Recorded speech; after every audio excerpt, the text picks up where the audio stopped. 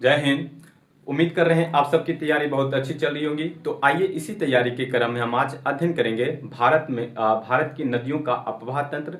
हम समझेंगे कि अपवाह किसे कहेंगे, अपवाह तंत्र किसे कहेंगे, अपवाह द्रोणी किसे कहेंगे, जल संभर किसे कहेंगे, और यह भी हम देखेंगे कि नदी द्रोणी किसे कहेंगे, जल संभर, जल ग्रहण क्षेत्र किसे कहेंगे। इन सारे तथ्यों के आज हम अध्ययन करेंगे। ठीक है, देखिए सबसे पहला शब्द आता है अपवाह। अपवाह किसे कहेंगे? तो देखिए अपवाह के लिए अपवाह किसे कहेंगे तो कहेंगे जब नदियों के जल का बहाव कुछ निश्चित जल मार्गों के माध्यम से होता है तो उसे नदियों का अपवाह कहेंगे। क्या कहेंगे इसे हम? तब नदियों का अपवाह कहेंगे। तथा इन वाहिकाओं के या फिर कहें तो जलमार्गों के, ठीक है, जाल को अपवाह तंत्र कहेंगे।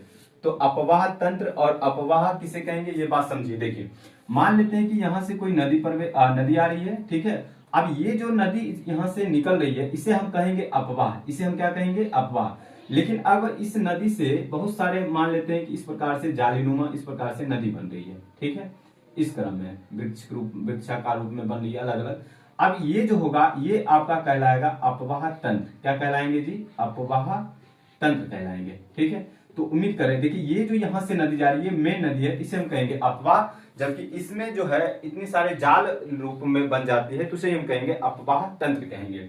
अब देखिए अपवाह द्रोणी किसे कहेंगे? तो कहेंगे एक नदी एवं उसकी सहायक नदियों द्वारा अपवाहित क्षेत्र को अपवाह द्रोणी कहेंगे। मान लेते हैं कोई एक नदी है और उसकी अन्य सहायक नदियां होती है। जैसे आप जानते होंगे कि गंगा नदी, गंगा की बहुत सारी सहायक नदियां हैं, ठीक है।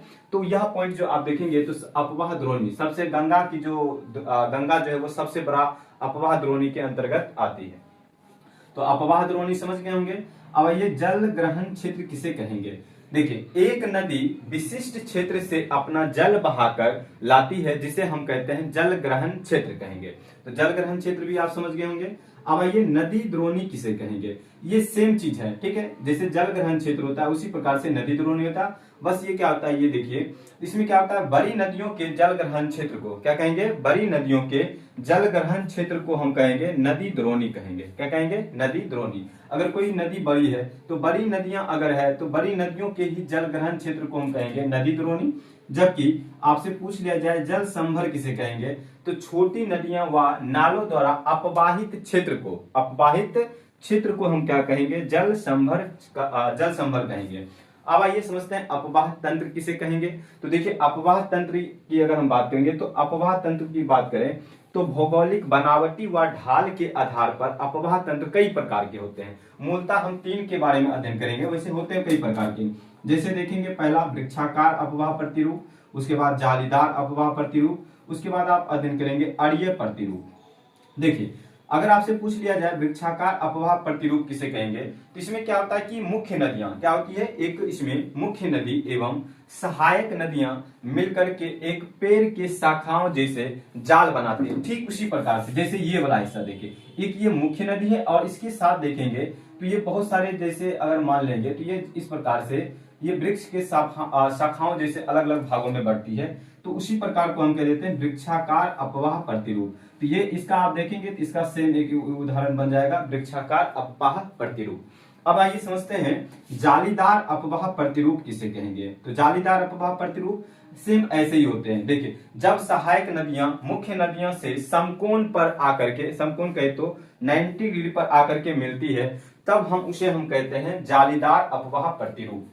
इसमें क्या होता है कि आप मान लेते हैं जैसे इस प्रकार से नदी बह रही है, ये इस प्रकार से नदी बह रही है, तो यहाँ पे क्या रही है कुछ नदियां इस क्रम में आकर के मिल रही है ना, कुछ इस प्रकार से, कुछ इस क्रम में, कुछ इस प्रकार से ये नदियां आकर के मिल रही है। तो इस प्रकार से जो नदी आकर के मिल रही है, इस प्रकार से नदी, ठीक है, तो इसे ही हम कह देते हैं क्या?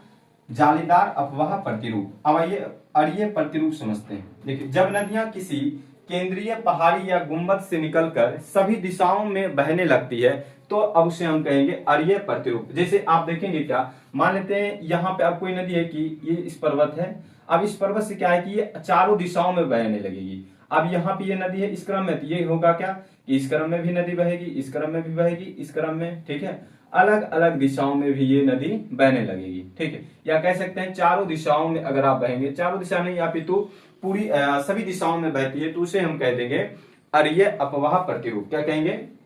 अरिय प्रतिरूप। ठीक है, तो इसी प्रकार से आपने पिछले वीडियो में भी आपने देखा होगा क्या कि भारत